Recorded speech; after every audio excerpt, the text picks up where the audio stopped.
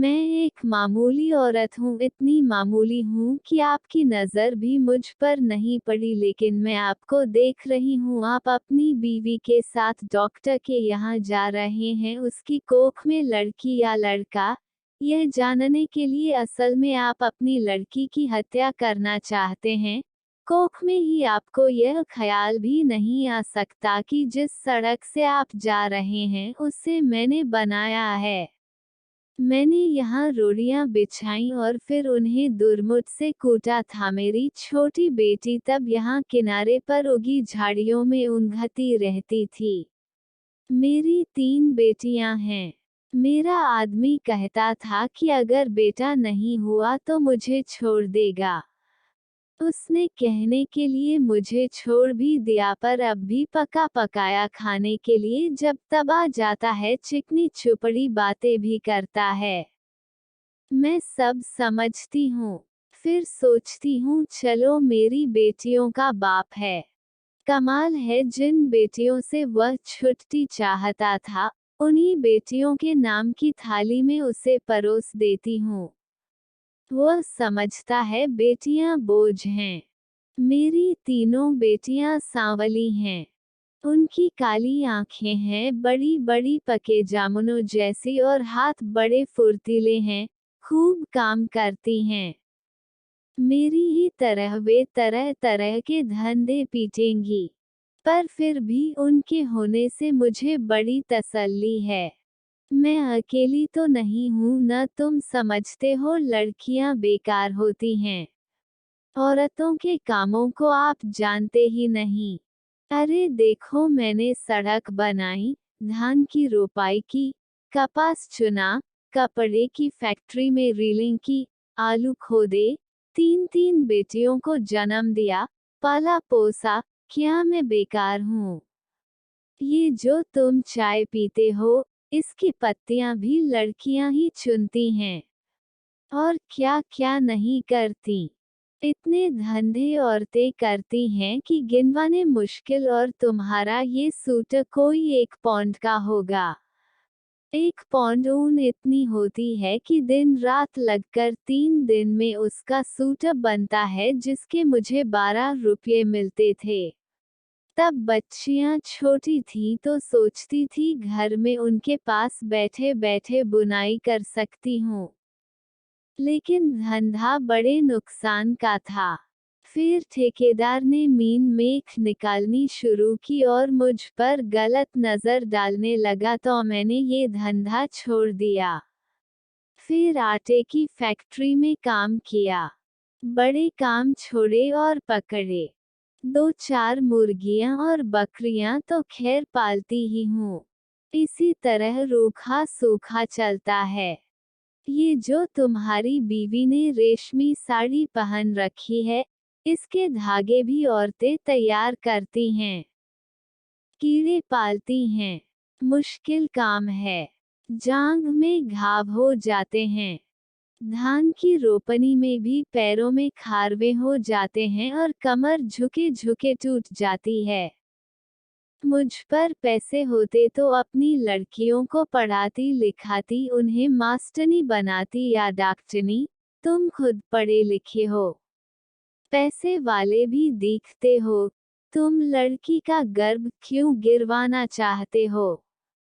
तुम समझते हो तुम्हारी लड़की कोई काम नहीं कर सकती। अरे आदमी कोई फालतू चीज नहीं। 100 काम है उसके करने को।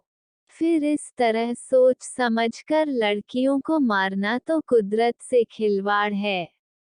अगर मान लो तुम्हारे घर लड़का हो गया तो तुम क्या सोचते हो वो तुम्हें लड़की से ज्यादा प्यार करेगा?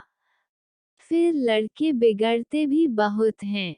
आजकल उनका ध्यान शरातर, ताश और मार पीट में ज्यादा हो गया है।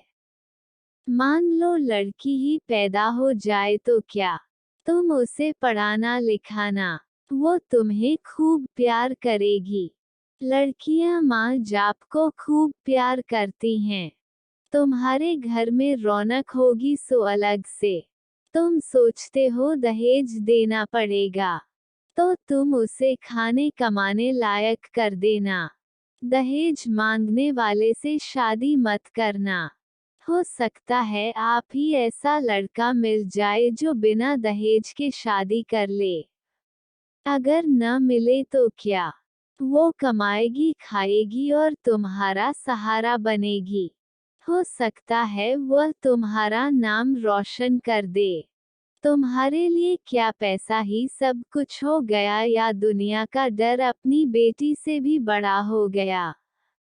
आखिर तुम अपनी बेटी को प्यार तो कर ही सकते हो और बेटी भी तुम्हें प्यार कर सकती है।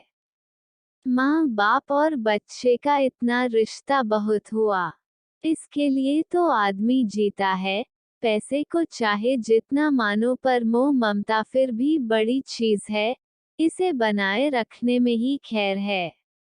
नहीं दुनिया उजड़ी समझो। कुदरत के साथ इतनी मनमानी अच्छी नहीं। लड़कियों को तुम ऐसे ही गिरवाते रहे तो औरतें कितनी कम हो जाएंगी। फिर तुम उनके लिए कुत्तों की तरह लड़ोगे। दहेज के डर से आज उन्हें मरवा सकते हो तो कल फिर पैसे के लालच में बेचोगे भी। इस तरह क्या दुनिया बड़ी अच्छी हो जाएगी या तुम्हारे घर परिवारों में खुशियां छा जाएंगी। तुम जो रेशमी साड़ी पहनकर इसके साथ चली आई हो, इससे इतना डरती क्यों हो? सोचती हो यह तुम्हें छोड़ देगा। ये मिचमिची आंखों वाला अगर तुम्हें छोड़ भी दे तो क्या तुम मर जाओगी? मैं तो पढ़ी लिखी भी नहीं थी। मैं तो तानों से नहीं डरी। आदमी ने छोड़ने की धमकी दी तो कह दिया ले छोड़ दे। अब भी मेहनत करके खाती हूँ, तब भी मेहनत कर लूंगी। पर वो क्या मुझे छोड़ पाया?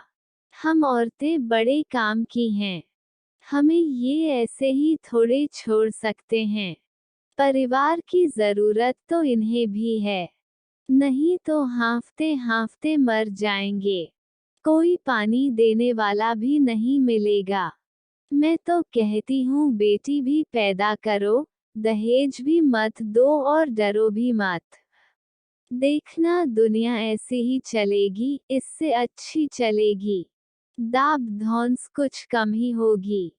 मेरी बेटी ने कढ़ाई सिलाई सीखी है, वो न होती तो फिर क्या था। मैं तो दुनिया में धंधा पीटती मर जाती।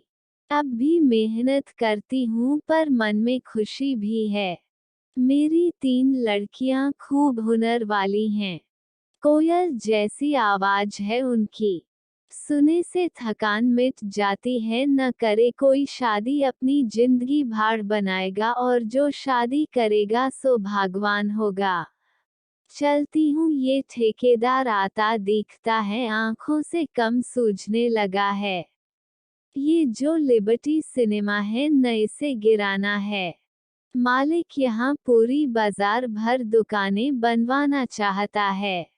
यही मलबा ढोने का काम करूँगी। काम तो ठीक है मैंने बहुत किया है पर इसके सामने ये डॉक्टर की दुकान है। यहाँ लड़का लड़की टेस्ट होता है बस। इसे देख देख के मन में बेचैनी बनी रहती है। घड़ी घड़ी तुम्हारे जैसों की सूरत देखनी पड़ेगी हत्यारों की। बस कहीं और काम मिला तो ये जगह छोड़ दूंगी। देखूं तब तक तो यही काम करना पड़ेगा। मैं पढ़ी लिखी होती तो यही सब बातें लिख देती।